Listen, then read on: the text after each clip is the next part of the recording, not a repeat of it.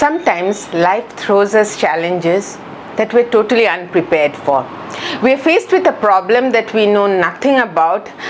We've never, been through something like this, so we don't know where to start.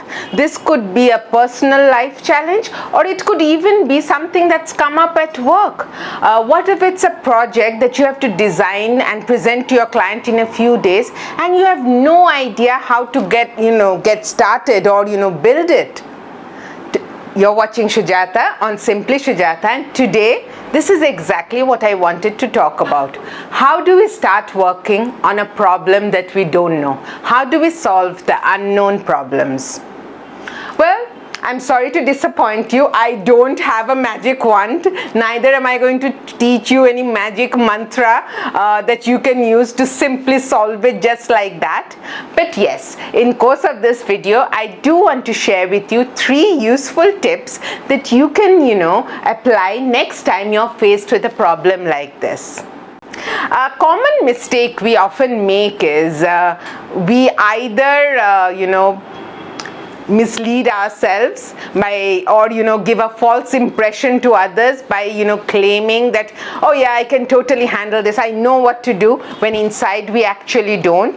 That is kind of denying reality. The other end of the spectrum is we have a breakdown. I don't know what to do, I'm never gonna be able to work this out, and we let fear take over us.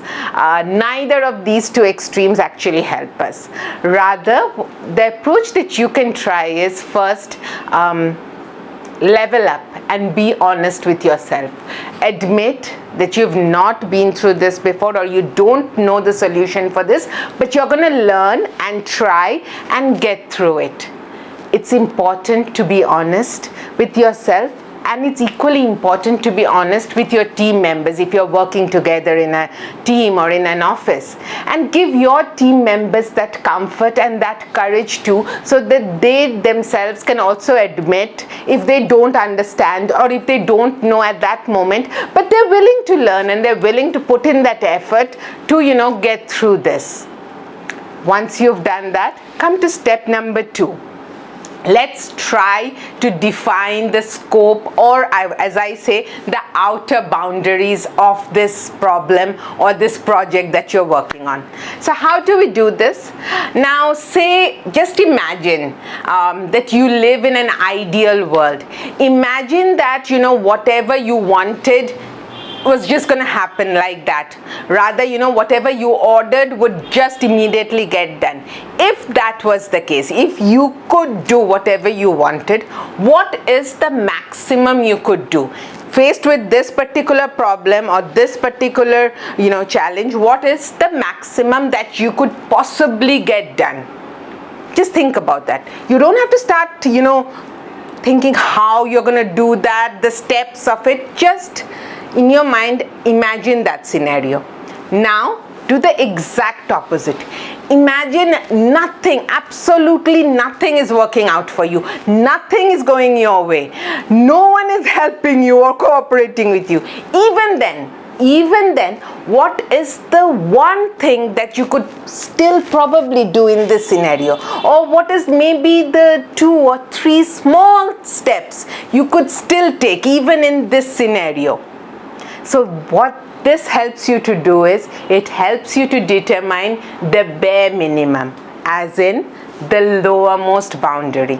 What you've basically done is, you've now understood the outermost boundary and the innermost boundary, or the lowermost boundary of this project, or whatever solution you're working on. You have your limits set. Now you just need to understand what is realistic. The realistic, or the achievable part, is going to lie somewhere within this scope.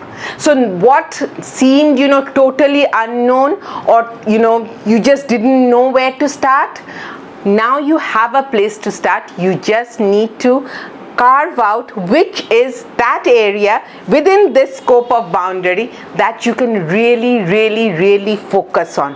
What seems doable, Identify that personally and as a team, and now put your focus on those things.